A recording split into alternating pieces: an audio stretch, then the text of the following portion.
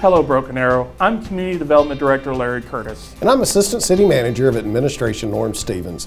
Thank you for joining us for another edition of Broken Arrow in Motion.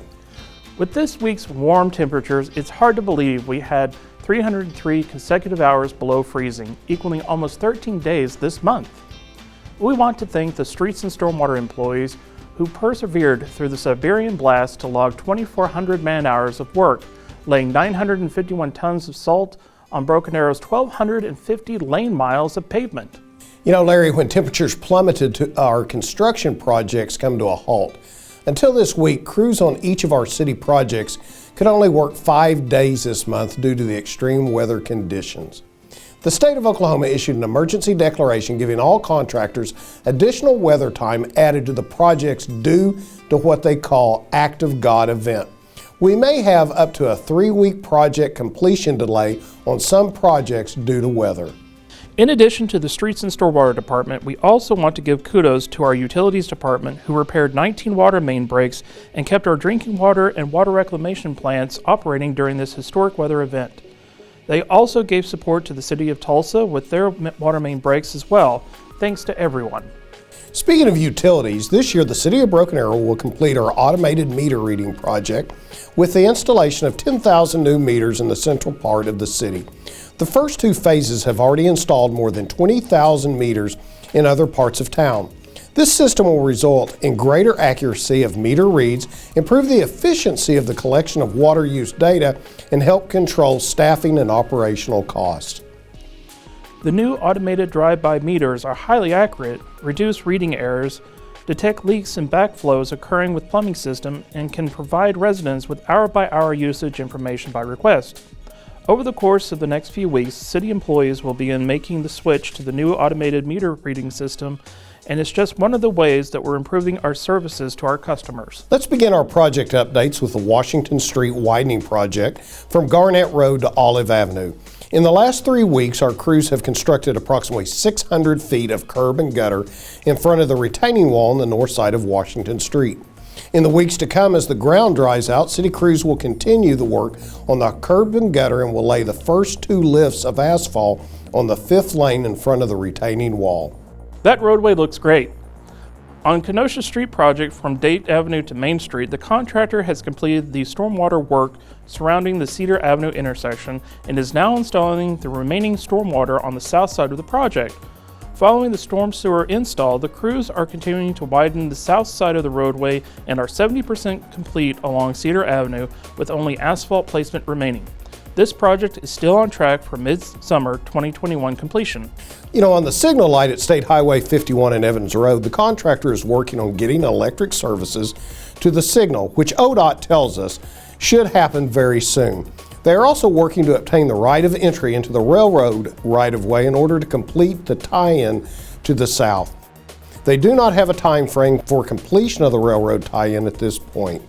Another signal on State Highway 51 and Washington Street is in the design phase. Design has begun and the first initial plans are due May 1st. We will keep you updated as more information becomes available to us from ODOT on these 2 projects. This month, the City of Broken Arrow issued a notice to proceed with the construction for New Orleans Street widening project from Aspen Avenue to Olive Avenue to contractor Betco Construction. Work on the project should begin in early March, with substantial completion projected for December of 2021. The widening portion of the Florence Street project is roughly 90% complete. The milling of the existing surface course and the installation of the final 2 inches of asphalt is all that is left for the project to be completed. The temperatures over the last few weeks have limited the crew's ability to lay asphalt, but as soon as the temperatures cooperate, the project will be completed. The contractor is currently finishing the installation of the sidewalk on the north and south side of the entire mile section between Olive and Aspen. After the weather delays, city crews returned to work on Hillside Drive this week and installing the curb and gutters along the roadway. Now on to Fire Station number 3. The contractor has nearly completed the exterior of the building with the final metal cladding and brick siding installation underway. Internal framing, electrical, and mechanical construction is nearing completion, and final site improvements are also moving along as well. Completion of the station is now anticipated for late April, due to the impact of this month's weather. Site grading major site utilities and building slabs have been completed on the Fire Station 7 project. The exterior walls of the station's living quarters and the structural steel for the metal building's exterior of the apparatus bays are now going up. The apparatus bay will contain a 4-door bay for emergency vehicles and a full-service living quarters, complete with battalion chief accommodations. The project is funded by the 2018 GO bond. It is on schedule and substantial completion is expected in late September. The plans are currently out to bid for contractors on the Nienhuis skate park expansion. The project includes rehabilitation and expansion of the existing skate park. The skate park is approximately 10,000 square feet, and contract time for the project shall be 120 calendar days. We expect to receive bids in early March and will look for construction to begin in early May. The City Council voted to award a bid to Bravo Builders to construct the Senior Center Annex. The city is working on getting contracts and bonds in place, and construction should begin in March. This is a 2018 general obligation bond project approved by our voters. We are very excited to get this important project awarded and moving forward. In the Rose District, Manhattan Construction has completed most of the dirt work and was pouring the concrete for the foundation prior to the weather event at the Brown-Kimbrough Center for the Arts, Innovation, and Creativity project. They are completing the rough end for the utilities under the building and have hoped to have the slab poured by early March. Unfortunately, the COVID pandemic utilized material delays that put the project on a temporary hold. We will keep you updated as the project progresses. At the Broken Arrow Veterans Center, the contractor is currently installing the building's external and internal framing. Interior work such as mechanical, electrical, and plumbing will begin soon. It's going to be a phenomenal asset for our veterans in the community. Good things are happening in New Orleans Square, also known as the intersection of Elm Place and New Orleans Street. I hope you were able to be part of the latest Tactical Urbanism photo opportunity. It was a great place to snap a pic with your loved ones in celebration of Valentine's Day. We'll have a number of other events in the area to announce in the upcoming months. The City Council approved a contract with ADG, an architectural design group, to begin work on the New Orleans Square. The company will study the area to determine the most successful overlay that should be implemented.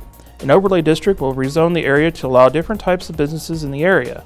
This could promote and provide incentives for redevelopment. Kimberly Horn and Associates was awarded the contract for the intersection improvement project for New Orleans Square and Elm Place. This firm was selected based on their experience, project understanding, and approach.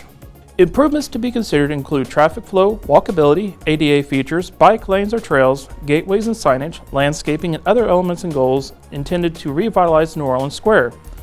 We've seen a number of new businesses added to this area, such as T-Town Party Supply and Domino's Pizza.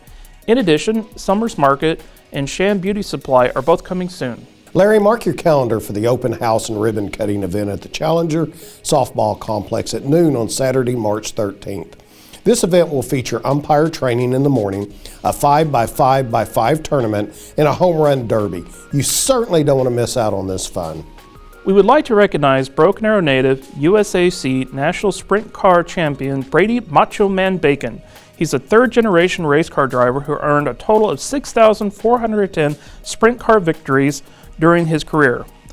Brady currently resides in Winchester, Indiana, where that city honored him by posting new signs at city limits, noting that the city is the home of the three-time USAC National Sprint Car Champion, Brady Macho Bacon. Brady will also be honored here in the city of Broken Arrow at the upcoming City Council meeting on March 2nd with a special recognition certificate. Congratulations to Brady on all of your success. Thank you for joining us for this month's episode of Broken Arrow in Motion. It is exciting to see the progress and the growth that is happening in our city. As you can see, we have many projects that we are working on to maintain the high quality of life that we have in our community. From improving our mobility around the city to enhancing your ability to enjoy life. As City Manager Michael Spurgeon likes to say, we look forward to seeing you around town.